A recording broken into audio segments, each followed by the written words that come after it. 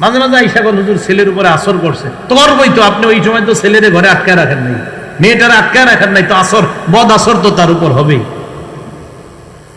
নবীজি বলেন তখন শয়তান ছড়ায়া পড়ে, ওই সময় তোমরা সন্তানদেরকে আটকায় রাখবা।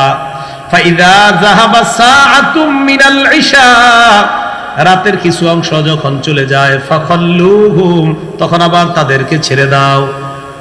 তাহলে রাতের কিছু অংশ গেলে ছেড়ে দিও, কিন্তু রাতের শুরু অংশটা সূর্যাস্তের পর যখন সন্ধ্যা নামে শিশুদেরকে আটকায় রাখো, কিছু অংশ যাওয়ার পর তাদেরকে ছেড়ে দিবা, তখন আর সমস্যা নাই। রাতের বেলা যখন হয়, মাগরিবের সময়টা খুব গুরুত্ব দিয়ে শোনেন কথাটা, মাগরিবের সময়, ওই সময় ঘরের শিশু যারা আছে তাদেরকে আটকায় রাখবেন। শিশুদেরকে ওই সময়টা চেষ্টা করবেন তারা যেন বাহিরে না যায়, ওই সময় যেন তারা বাহিরে না যায়, খুব চেষ্টা করা। বুখারীর বর্ণনা 3280 নম্বর হাদিস, জাবের রাদিয়াল্লাহু তাআলা আনহু থেকে বর্ণনা, তিনি বলেন ক্বালা রাসূলুল্লাহ সাল্লাল্লাহু আলাইহি ওয়াসাল্লাম ইযা তাজনাহাল লাইল আও ক্বালা জুনহুল লাইল। নবীজি বলেন ইযা তাজনাহাল লাইল, সূর্য অস্ত যাওয়ার পর যখন সন্ধ্যা নেমে আসে, সূর্য অস্ত গেছে, সন্ধ্যা নেমে আসছে, নবীজি বলেন কুফু সিবিয়ানাকুম, তোমরা তখন তোমাদের বাচ্চাগুলাকে আটকায় রাখবা, শিশুদেরকে আটকায় রাখবা। সূর্য অস্ত যাওয়ার পর সন্ধ্যা যখন নেমে আসে, আল্লাহ নবী বলেন কুফু সিবিয়ানাকুম, শিশুদেরকে তখন আটকায় রাখবা।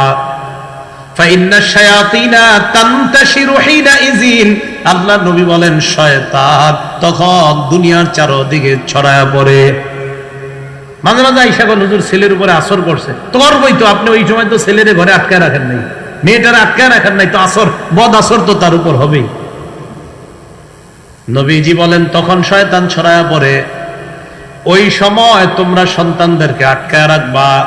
ফাইদা যাহাবা সাআতুম মিনাল ইশা, রাতের কিছু অংশ যখন চলে যায়, ফাখাল্লুহুম, তখন আবার তাদেরকে ছেড়ে দাও।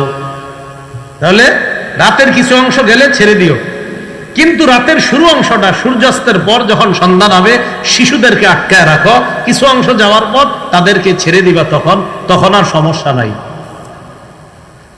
আর কি করবা তখন?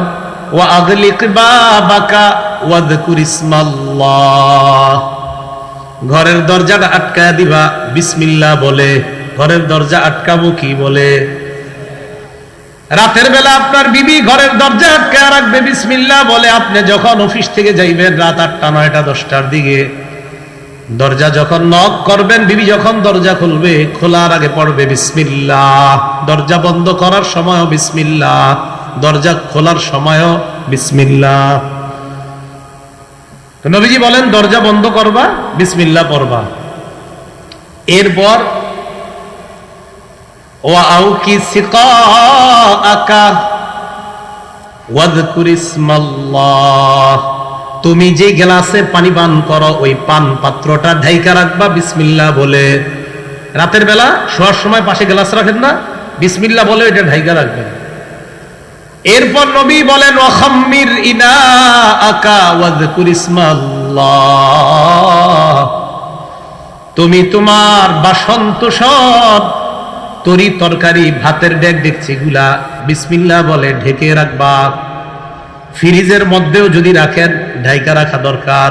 নবী বলেন ওয়ালাউ তারুদু আলাইহি শাইআ, পুরা ঢাকনা যদি দিতেও না পারো, সামান্য কিছু একটা হলেও ওই পাত্র আর পান পাত্রের উপর রেখে দাও।